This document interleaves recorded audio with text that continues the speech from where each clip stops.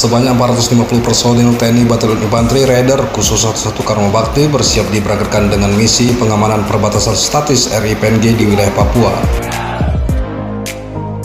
Menjelang pemberangkatan, Kepala Staf Kodam Kastam Iskandar Muda Brigjen TNI Hadi Basuki mengecek langsung pemeriksaan kesiapan operasi personel Batalion Infanteri Raider khusus 11 Karma Bakti di Tualangcut, Kecamatan Mayapahit, Kabupaten Aceh Tamiang, Selasa 13 Juni 2023.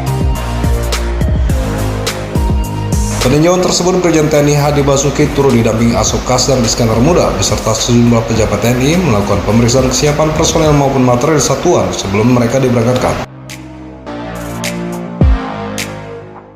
Kasdam Hadi Basuki mengatakan diadakan gelar pasukan bertujuan untuk mengetahui berbagai kesiapan yang akan dibawa Satgas dalam melaksanakan penugasan pengamanan di perbatasan.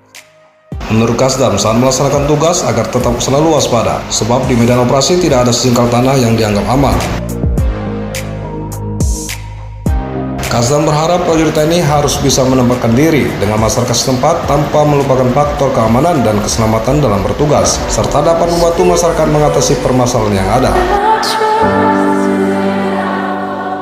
Didampingi Wakil Ketua Persid KCKPD Iskandar Muda, Kasdam berpesan kepada para istri prajurit TNI Batalion Raider khusus 11 Karma Bakti harus tetap kuat dan selalu mendoakan para suami agar berhasil dan kembali dengan selamat dalam pengabdian.